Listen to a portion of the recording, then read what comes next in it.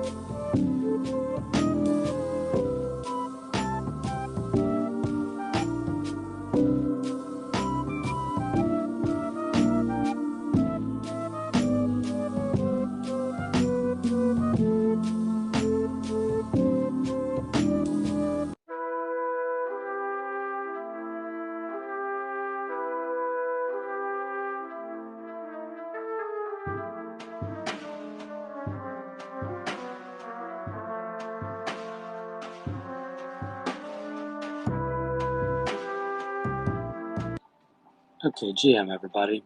How are we doing today? Happy Thursday. Thursday. I can't even pronounce that. How are we all doing?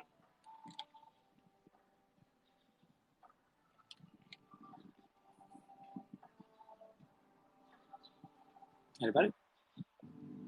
Well, it looks like Polaris hasn't even accepted the speaker yet.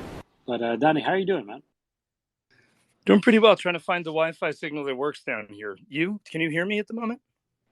I hear you just perfectly. All right. Yeah, I'm doing great, man. What's happening with you? I'm just getting back from Amsterdam and trying to level my sleep schedule out a bit.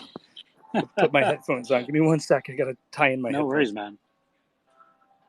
GM Polaris, how you doing, man? By the way, I had a hard time tagging you earlier, Polaris, because for some reason you go by Polaris, but you have this really cryptic username. So I kept looking for Polaris, and nothing came up. I had that problem for 2 years. Well, probably a year trying to tag him and stuff. It's like A7 Izzy or something. It's a word that I couldn't make into a word. So I'm with you on that. I know that struggle. At least make it like Polaris A7 Izzy. It's like you pop up in the results as Polaris. I'm just saying. What y'all think about the jazzy vibes that we had to start? I tried new music too.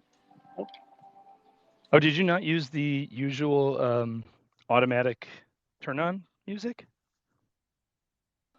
No, I'm not trying to turn on people the normal way. I'm trying something else. No, I didn't hear it.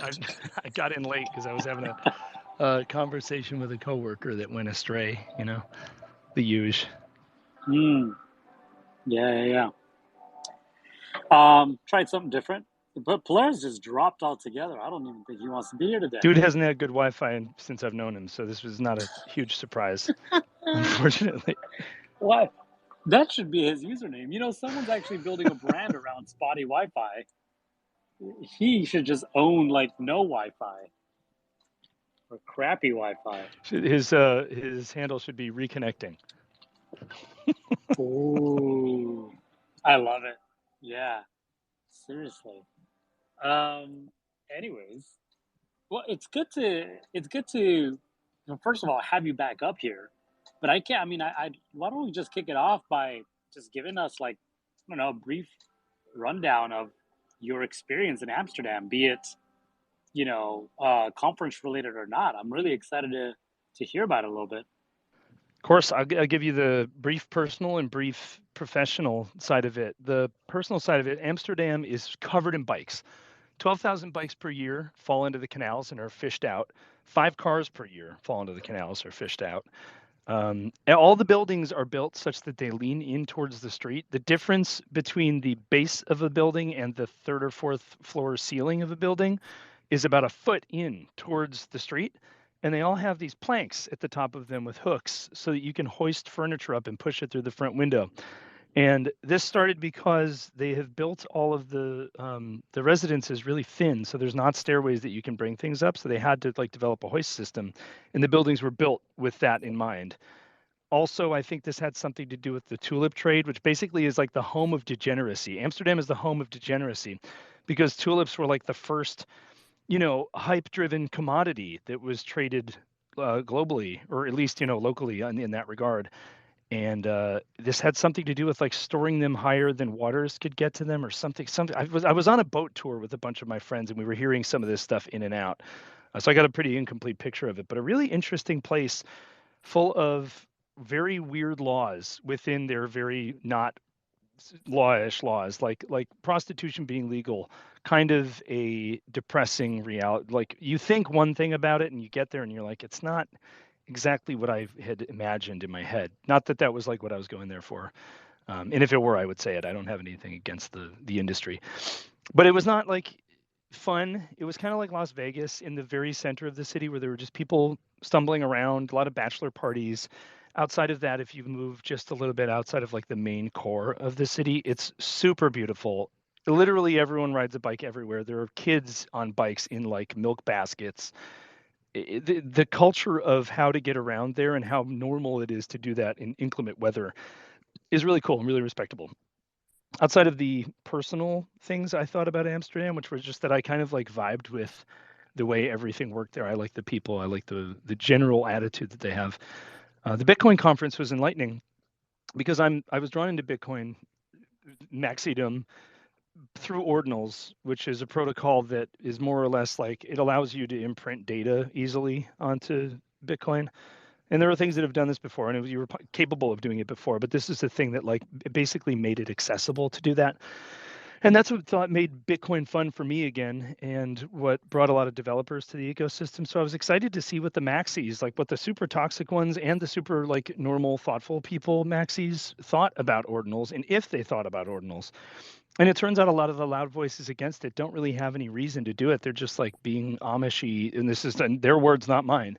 They're like, don't touch my stuff. My stuff is my stuff. Don't touch it. Don't draw on it. Don't change it. No change. No nothing. It's conservative, fundamental ideology that stops them from wanting to expand the possibilities on Bitcoin, which I think is okay and it's necessary. And people throughout time have genetically become inclined to be different. You have to 50% of the population has to be a varying degree of conservative and 50% has to be varying progressive, because otherwise we all might make the same wrong decision at the same time and then the human race dies. So the takeaway that I had from this was that everything is as it should be. It'd be unhealthy if nobody was thinking ill of this because it's new and someone's supposed to think ill of it just because it's new.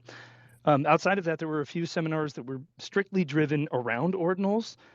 Some very ordinal specific people spoke at Bitcoin Amsterdam, and then there was an Inscribing Amsterdam conference in a separate venue the day after the Bitcoin conference ended that I got to moderate a panel of artists, a Launchpad founder, and the former curator at Christie's, who is now a curator for Gamma and a few other marketplaces in the ordinals ecosystem, and I'm sure does a lot of other stuff too. But I got to moderate a panel with those 4 people and watch a whole bunch of other people talk about everything from why inscription numbers are changeable and not immutable and why that ought to be the case and why they are what they are, all the way to VC funding and capture, like basically institutional investment into the ordinals ecosystem and what it means and why people want to do it. Like, it was from top to bottom, from Bitcoin fundamentals to ordinals art. It was just the most engaging thing. And I probably met 100 people I already knew for the first time ever, which was, it was just really strange to put faces to names. Like, we did that, Humpty, and it was cool seeing a person that I'd already known and be like understanding their micro expressions and their stance and the way that they interact in social settings and like all that stuff. Like, one person is confusing enough, and like it's a lot of data, a lot of new data to take on. This was no shit. This was like 100 people in over the course of 5 days that I got to like really know that I already thought I knew. And it changed my perspective about the way that people interact on the internet and why the value of, now maybe it reinforced my perspective of the value of in-person meeting. So I think that's the boilerplate, that it was an incredible time, and I'm still trying to figure out when my body wants to sleep because it's a 6-hour difference.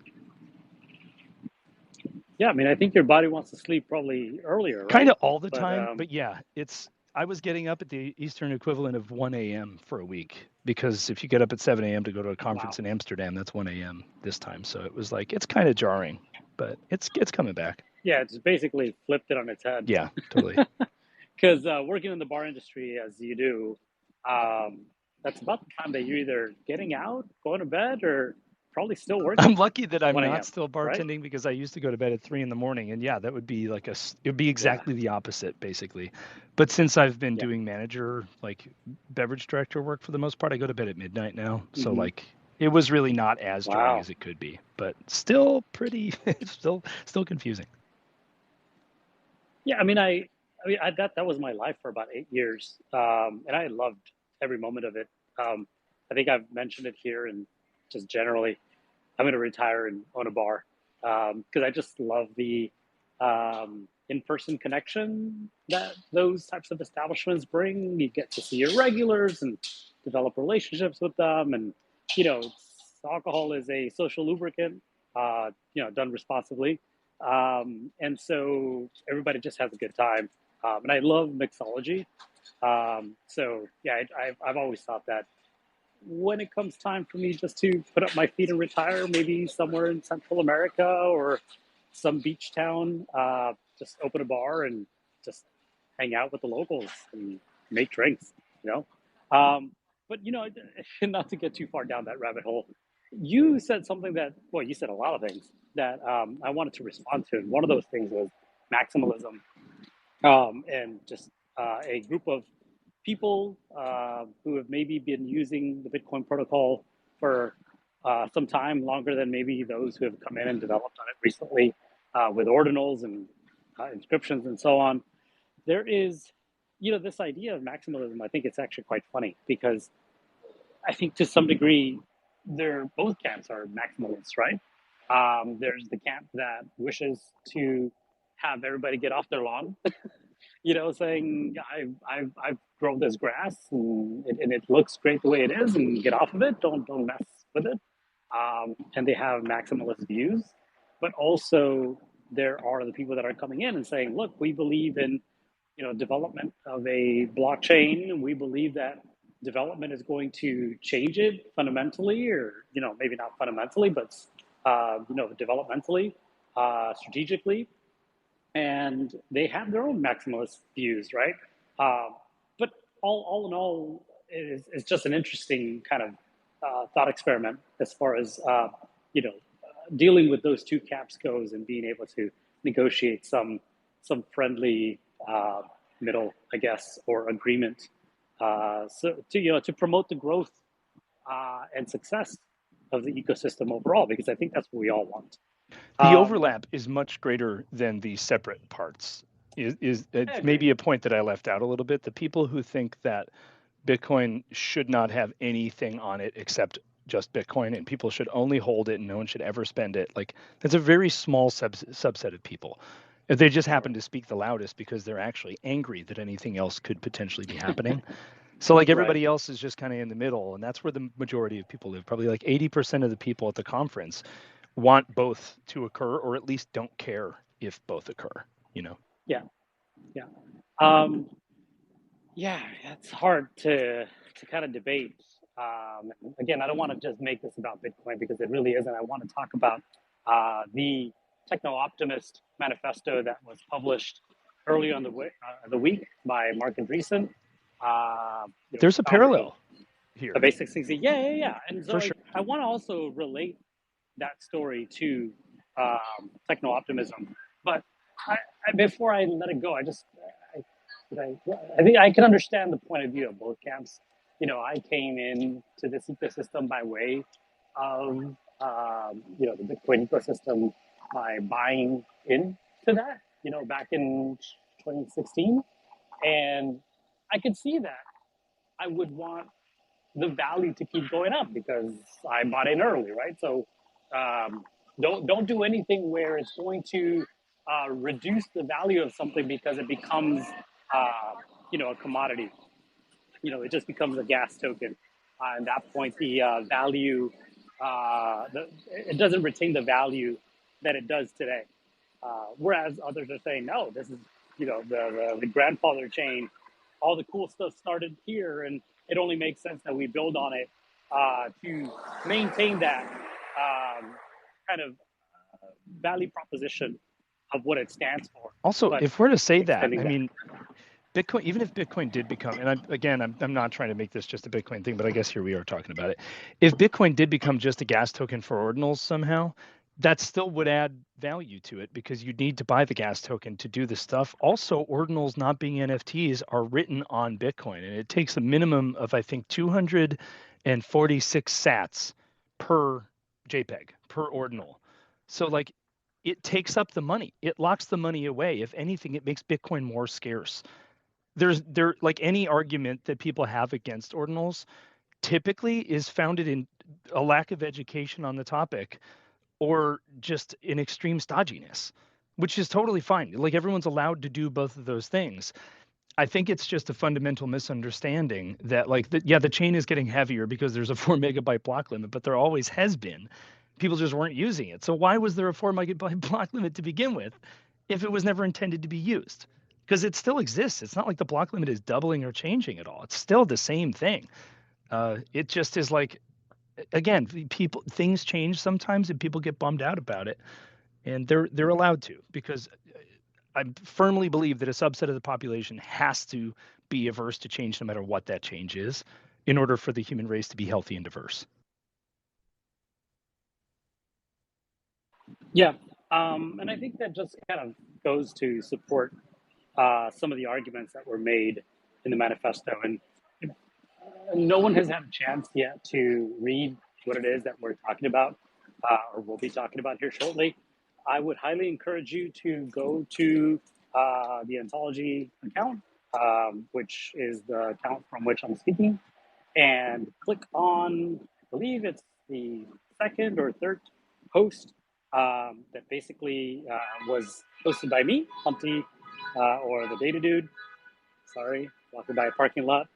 Um, and and I tweeted out that we would be talking about this today and linked the article. In fact, can I? I think I can go to my personal account, and I'm going to pin that post here so that we can anybody who's listening and wants to follow along with what we're talking about. It's pinned here now on this space, so you can go ahead and read along. But basically, Mark Andreessen, founder A60Z, wrote a pretty comprehensive, you know, uh, post, I guess, article, manifesto that talks about the state of the world as it relates to technology or its intersection to technology, and how, I guess, recently or for some time now, there has been this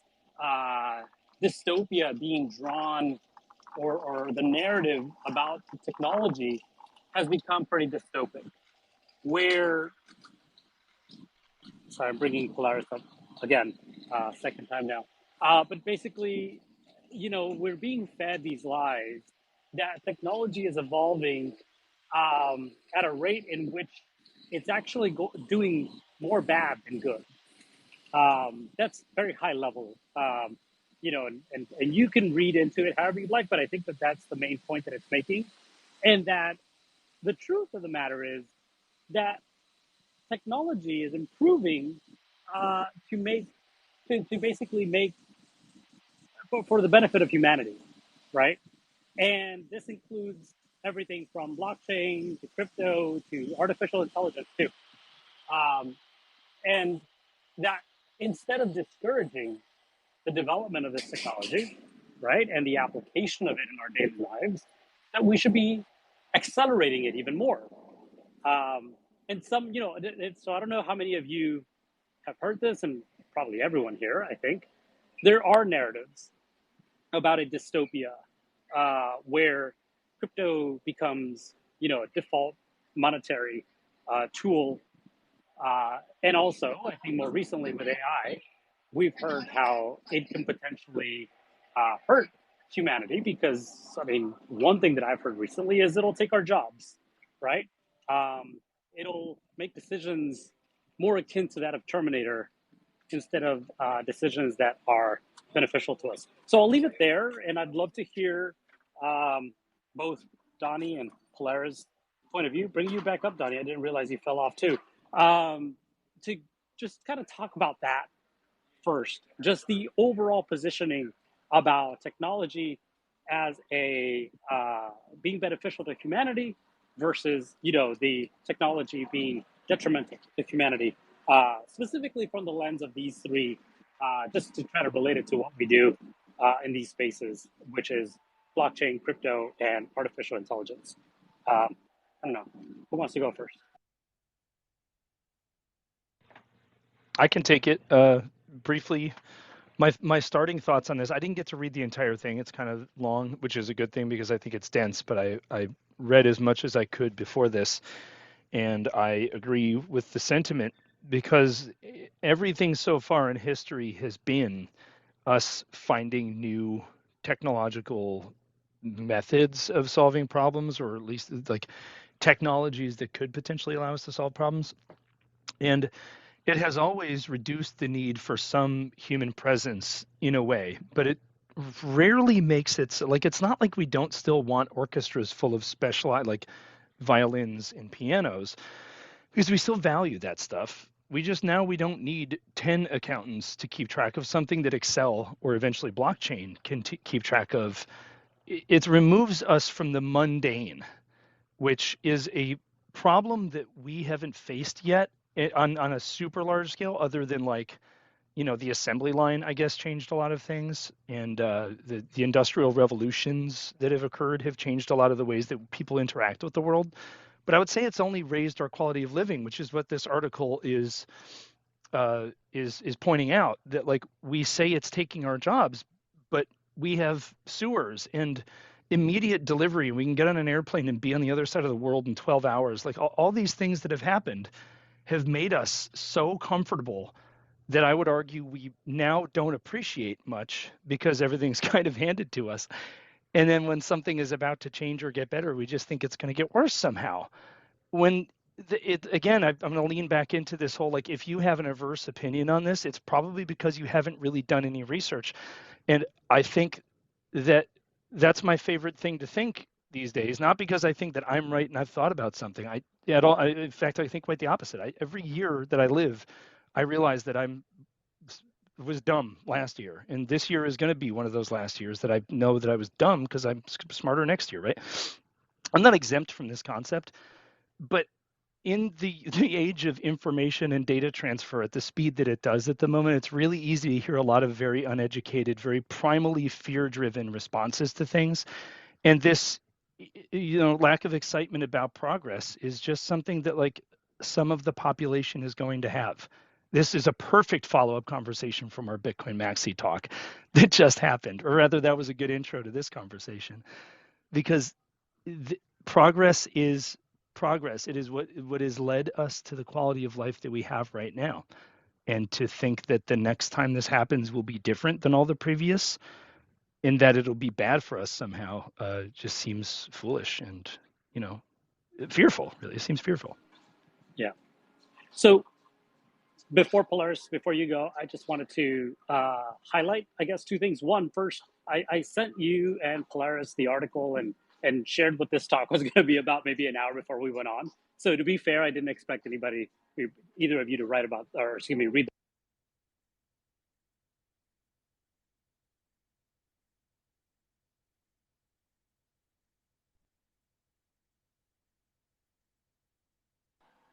Guys, is it just me or Humpty got rugged? Oh no, I'm sorry. Did I mute myself? I think I muted myself. Can you hear me? Yep. Got you now. Okay. I don't know how much you heard. I must have pushed the mute button on accident. I'm walking outside for the first time in a long time when taking these spaces. I think we heard just about everything except like the last half a sentence or something. So we got the. Okay. You were excusing us from knowing much about it because we only had an hour or two to read it. Yeah, but to be fair, or sorry, so the second point I wanted to make was, what was I going to make? Sorry, because now this thing has muted me twice while I was talking, and that confused me a bit. But I think the second point that I was trying to make had to do, oh yes, with technology. That's also my age, guys. If I get distracted too much, I will forget. But yeah, technology, we shouldn't just see it from the lens of computers and code. Donnie, you made a point about how food is more readily accessible today to us today because of the fact that there is technology that has allowed for agriculture, farming to develop, where food gets delivered to our local grocery market, if not to our home, where we can then make delicious foods from it, or meals from it, excuse me. So, technology goes way back to the Middle Ages, even when we look at different equipment that was used to wage and win wars, the agricultural revolution to accelerate, the agricultural field, but also the Industrial Revolution, where we were able to create machines that allowed for us to sew clothes faster and eventually clothe ourselves much more cheaply. So, technology has always played a crucial role to advancing not just the development of it, but also the way that humanity benefits from it. So, just wanted to touch on that. Polaris, did you want to add something to that before we move on? Yeah, first of all, GM, and before I jump onto it, I was in Amsterdam as well, Donnie, but I didn't get the chance, bro. Wait, And last ironically, week? I was there. I was there for 5 days as well, What? and I was gonna go and join. I was gonna send you a DM, and I even attended the call on Thursday when I landed.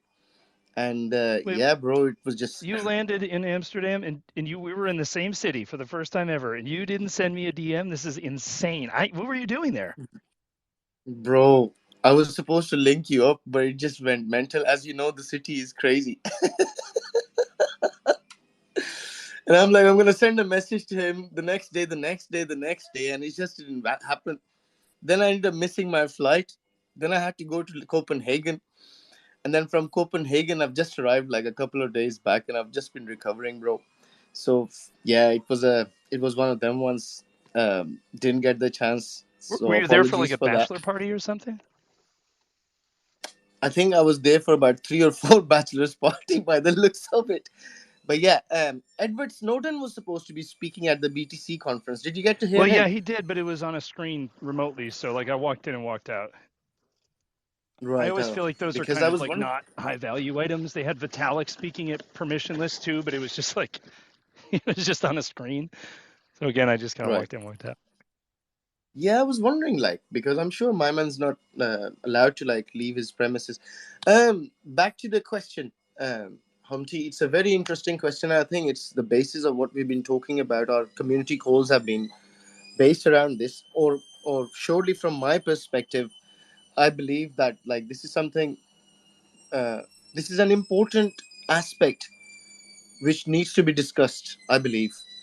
So there's a very interesting documentary on YouTube called The Third Sorry, Industrial Revolution. are you deflating or That's a something? hilarious noise. I was going to say the same thing. Was that what the heck was that? It sounded like you were talking That's and you my played it at the washing same machine. time. Oh shoot! I was like, someone pump up Polaris. What the hell's going on over there? Sorry to interrupt you. Go ahead, man. But that was hilarious.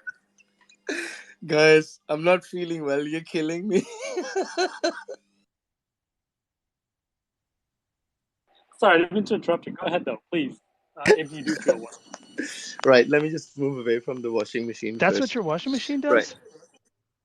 It was drying the That's clothes, bro. crazy. It's like, yeah, we have to get the washing machine to dry properly. Otherwise, like, This space was downloaded via spacesdown.com. Visit to download your spaces today.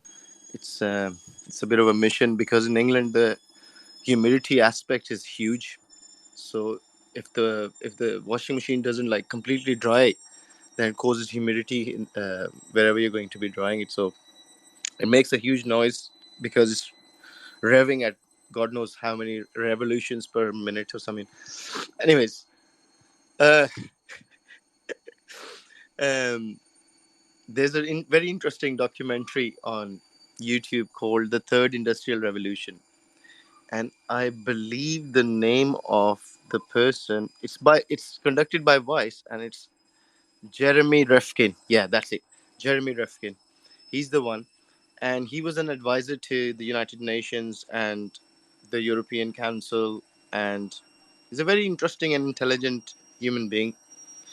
And what he does is he paints a picture about how the Industrial Revolution uh, has caused an impact onto our daily lives, and also uh, the pros and cons of it, because um, as you guys have mentioned, like there's been a lot of positive developments and a lot of good things which we have taken out of it, but it also looks at like issues. But then it talks about moving forward and incorporating technology and using it to improve our existence. And I have had so many community calls based around those concepts, which I believe got inspired by that documentary which I watched like about 7, 8, 9 years ago. So like design efficiency, for example, 7, 8, 9 years ago, our design efficiency was like 16%. So the raw material which we are getting, wasting 84% of it to uh, to get like 16% of workable items out of it. We can improve on that. Freight logistics, like for example, having there's lots of sheep in Wales, in England, but yet we are getting importing whales from New Zealand. Sorry, not whales. Sorry, sheep from New Zealand to England. Because of some sort of trade which we have got, and that's just one little example. Um, uh, Freight logistics cause a lot of problems. If they can be streamlined and be improved, that would benefit the whole world. Also, travel efficiency. There's like so many different little variables which we can use for technology. Uh, but the way currently the things are running, it's not really ideal. And I kind of like agree to that article because even though the technology has caused us huge advancements as a human race, but it's also causing a lot of different like abnormalities which the human race has never experienced before.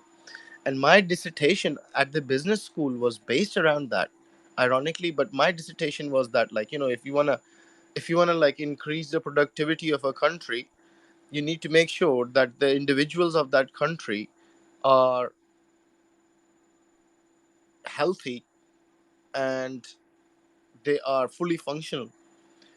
And in order for them to do that, there needs to be like uh, processes in place which not only give them an environment like gymnasiums and swimming pools and saunas, but also like an infrastructure which which which works around their mindset, their physicality, and what nature has given them.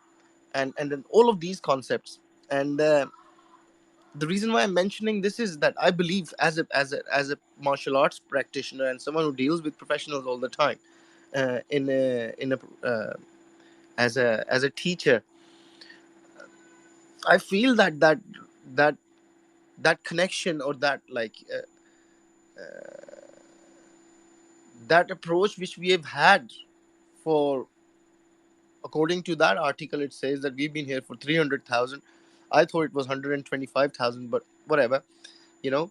So if we've been doing things for like so many thousands of years, and then suddenly these industrial revolutions have come and up, like exponentially increase things, they're having an impact on us as beings. And I'm sure me and Donnie was talking about, the fact that an average individual in Europe and America is lonely because they haven't got friends to talk to anymore, because the our society is becoming so introverted. And the way we the aspect of fear, and the aspect of uh, I would call them all intro aspects which cause introversion, because we again are social beings. But if we're constantly being subjected to fear of getting robbed, or not being treated correctly, or being stigmatized, or being victimized, then eventually we will not interact with anything, and we'll just isolate ourselves. And I believe societies, not just one society, societies are heading towards that direction. And technology has somewhat something to blame, because again, like all my students, right, if I was to teach them martial arts over a screen, they wouldn't get like 90% of the message, you know which I would be able to deliver while I'm there. And that aspect, that's why Apple is working on like augmented reality more. They're going deeper into augmented reality and try to create more of an immersive experience, rather than what Meta is trying to create, which is just like a virtual reality aspect. um, so I think that's it's a long conversation, Humpty and Donny. And but it's interesting that we resonate on this all the time.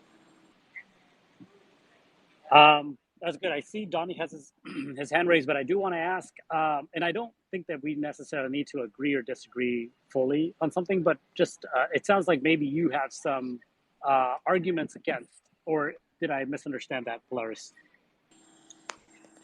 The thing is that what I personally believe, having, for example, what Elon Musk has launched, that Starlink, that's a good technology. You can access internet and communications anywhere in the world, regardless of anything. So that's a good thing. Finding cancers and helping them. Cancers have been there from the time of Hippocrates.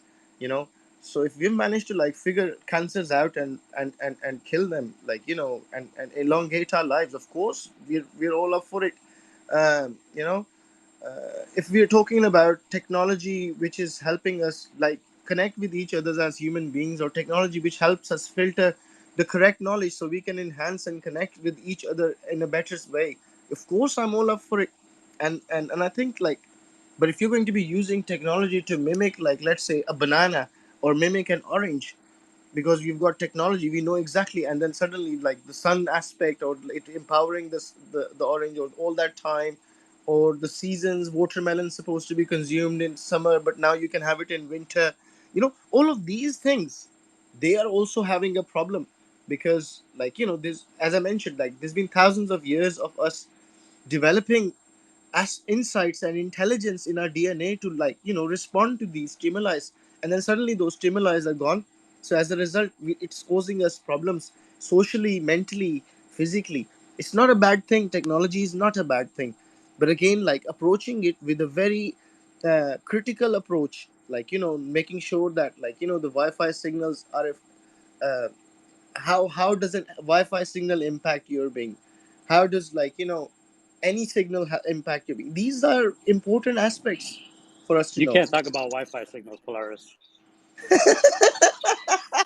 All right, Donnie, go ahead, man. I know you had your That's hand why he raised. never has good Wi-Fi. He Yeah. thinks that it's going to melt his brain. He's probably right. Who knows?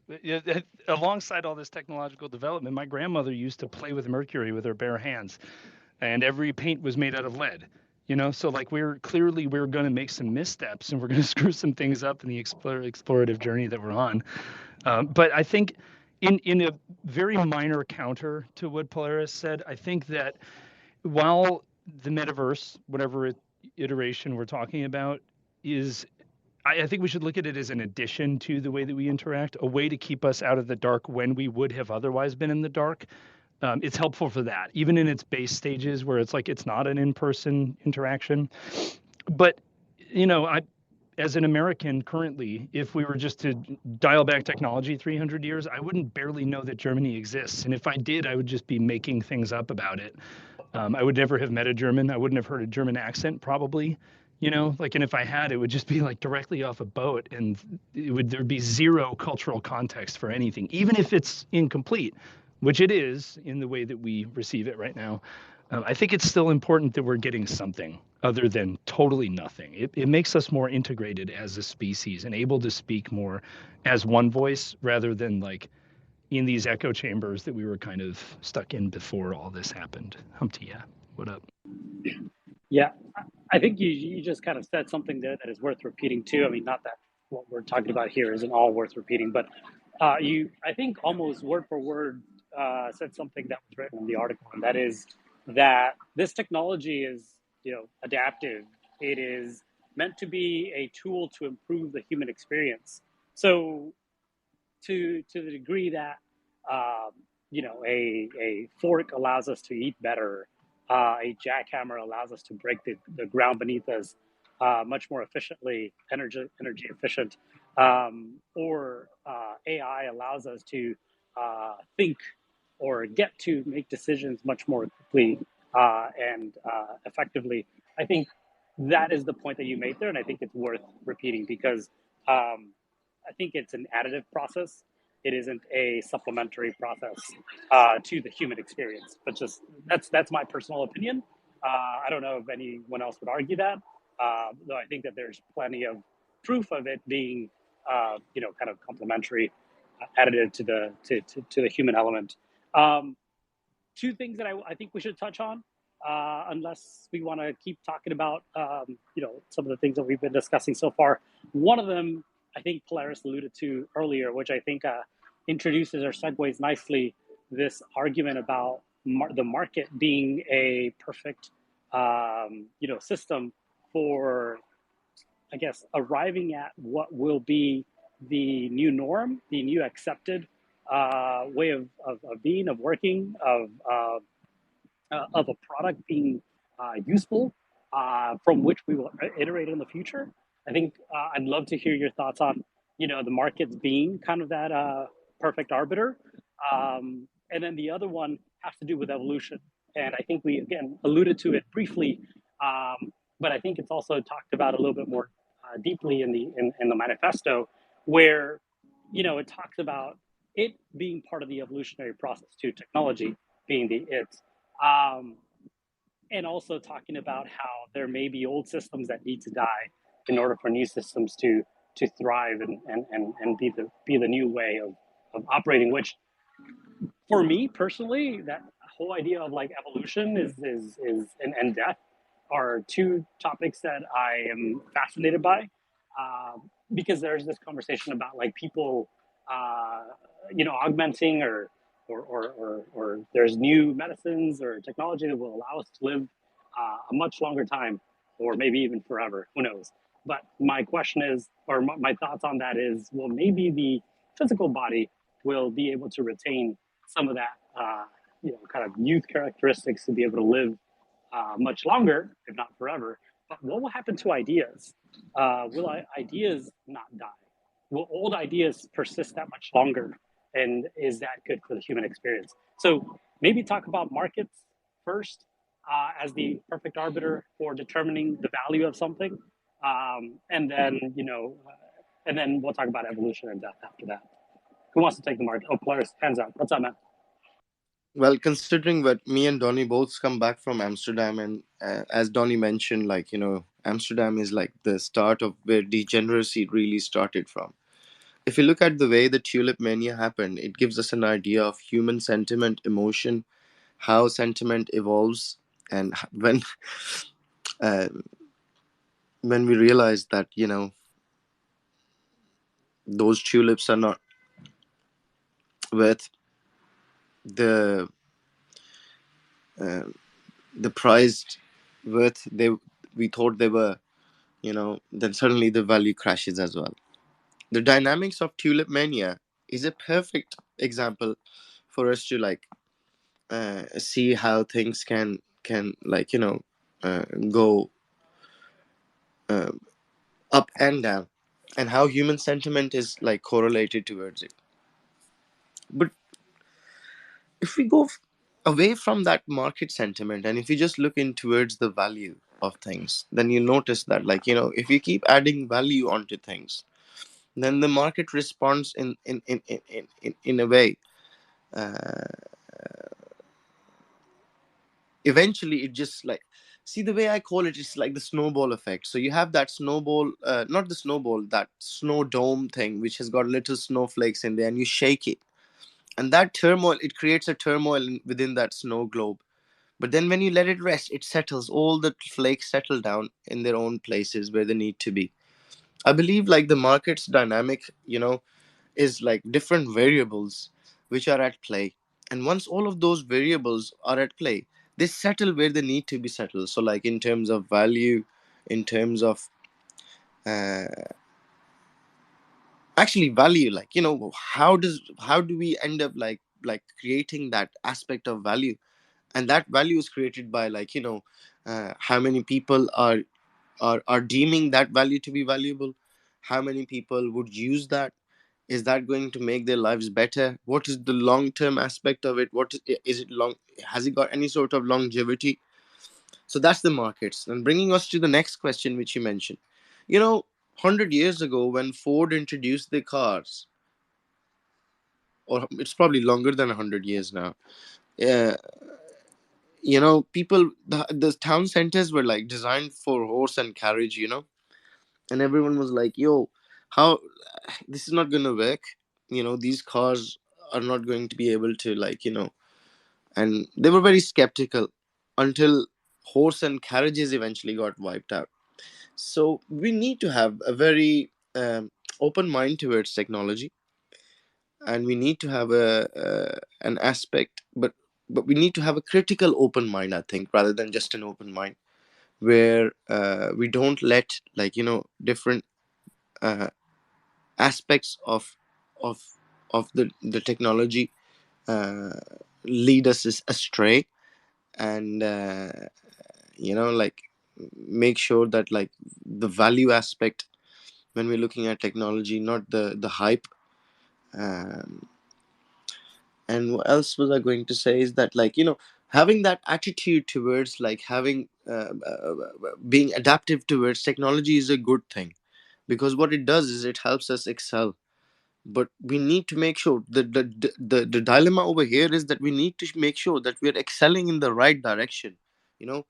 uh, and that direction needs to be based on value, and it needs to be based around, like, you know, the current issues which humanity is actually dealing with, rather than personal gains. We need to focus on value. Only then I believe that, like, you know, we'd be able to utilize the maximum potential of technology at hand, like the way Ethereum is using, like, you know, their nodes to, like, share important data with cancer medical facilities which are like finding out any research information about cancer, and they're uploading it onto the blockchain. And then all the people who are working on that specific type of tumor, they are able to access all that information. So that's a beautiful use of that technology. You know, I love stuff like that. That's my 2 cents on it, guys. I hope that makes sense. I'm always talking, like, you know, in so many different uh, tangents. I Yeah, sometimes. man. No, we're just happy you stopped deflating. Sounds like you're okay now. Um, so, this idea of like the market being the perfect arbiter, maybe, and maybe I'm applying my own bias here, but I'd be interested to hear your thoughts uh, in terms of that.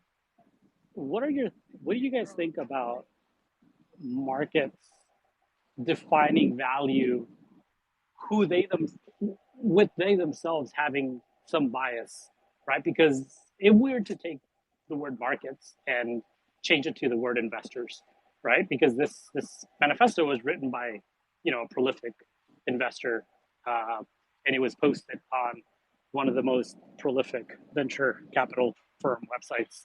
Um, what are your thoughts in terms of, investors that being the perfect arbiters of value? Does that make sense in that maybe they themselves have some bias on what it is that they choose to invest in? Um, and that the money that's available for investments aren't necessarily equal around the world, where there may be some really great ideas to advance humanity, but may not get the same attention and investments to facilitate the evolution in that direction.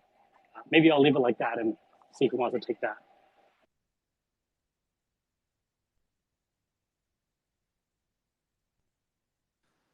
I missed that last sentence. Sorry, somebody came down here and was talking to me. What was that last sentence, Humpty? I'm sorry.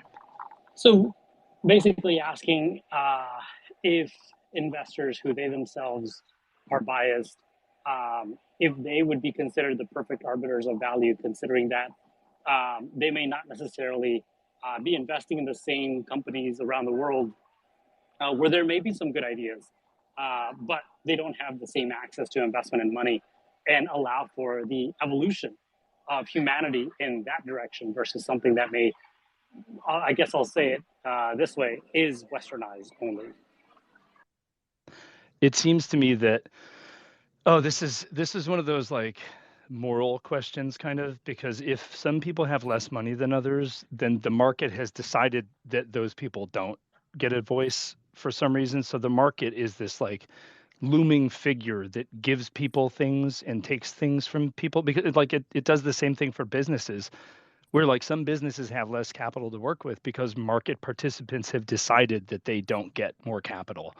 And this maybe is part of the difference between democracy and decentralization, where we are aiming at decentralization, but we're still partaking in democracy, which is when half of the people, or just over half of the people, agree that something is right, and then everyone else has to deal with it.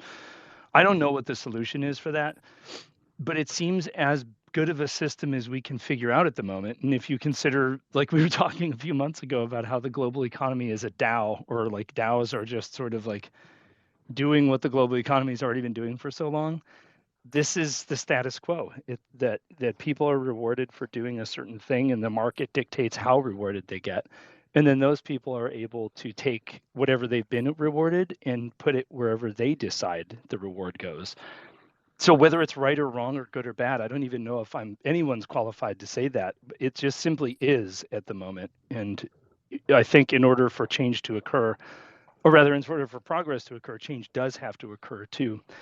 And as far as long-term ideas, and like if humans are turning into robots and outliving their own flesh and their ideas become like immortal somehow, I don't think that's necessarily a bad thing, because in fact, I would argue it's a good thing, because it provides context for the only way that we can move forward is by knowing where we came from. I don't think that we could like, when you go to college and you write a paper and you're up for a week straight writing a paper about like how if you knew everyone's biology and every particle's position in all of human or all of evolutionary history or whatever, um, based on their biology and their current data, you could predict the future of everything all the time. And you hand it into your professor and they're like, yeah, this is determinism and Hobbes wrote it like 500 years ago. Get back to work. You don't know that you're redoing someone else's work or making the same missteps as someone else unless you're aware that those missteps or work has already happened. And I think the more data we can have about our past and the things that have already occurred, whether right or wrong, the better off we are in the future. You know what's funny, when you put it in that way, I don't know why, but I'm reminded of Futurama. I don't know how many of y'all watch Futurama, but it is an animated show where people live forever in a very strange way, where their heads are kept in a container, and you can just, I guess, go to this archive of heads and talk to the people. Because that's how continue to be sentient forever.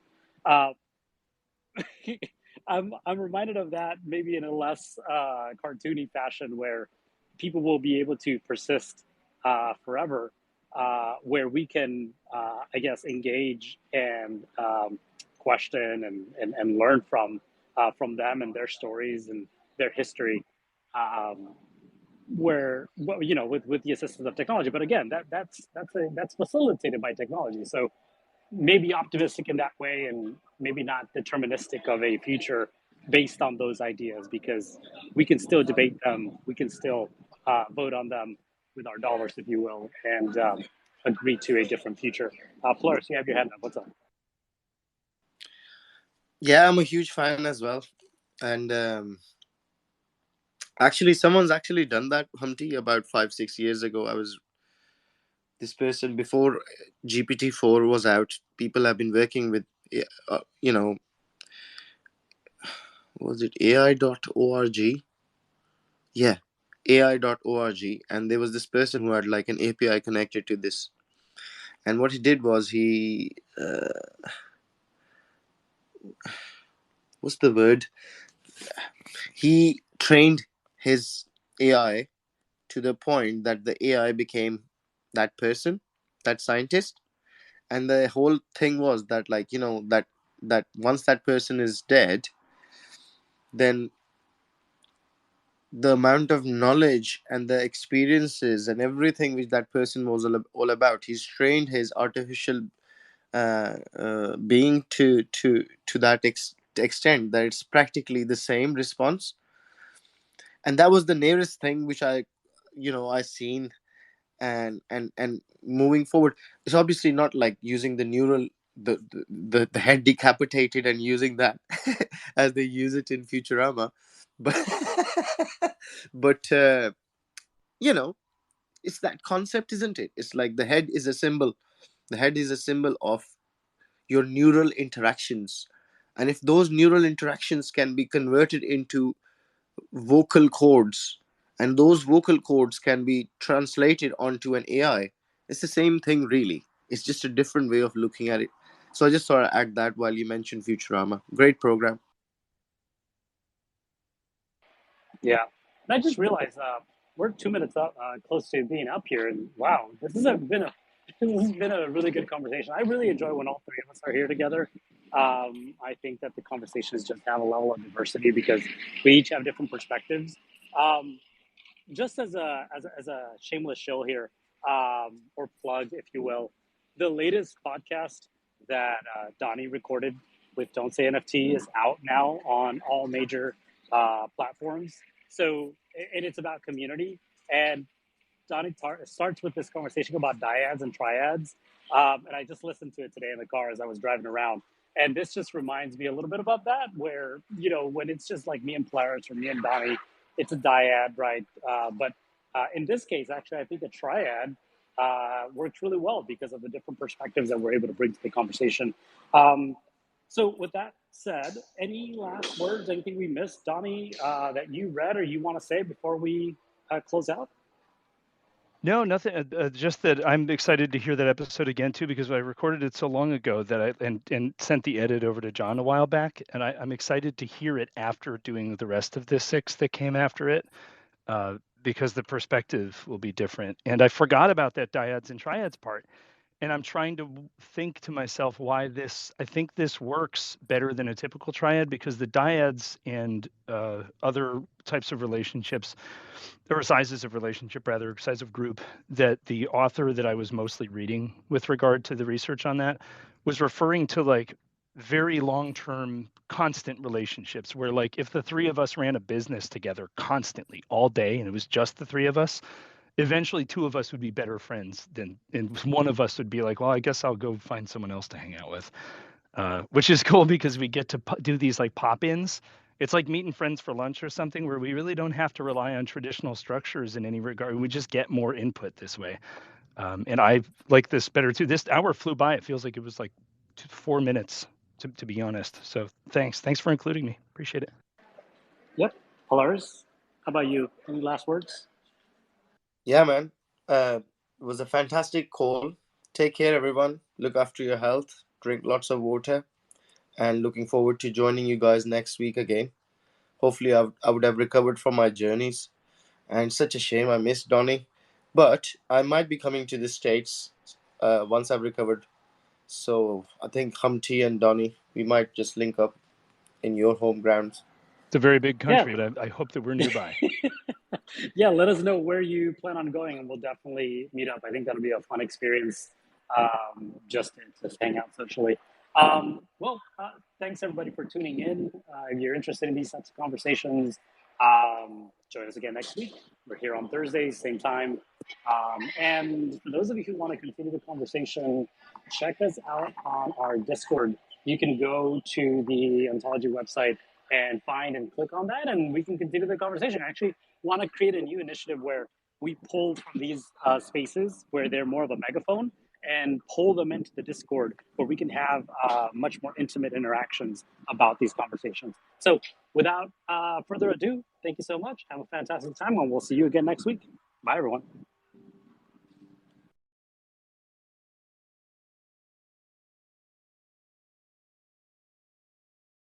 This space was downloaded via spacesdown.com. Visit to download your spaces today.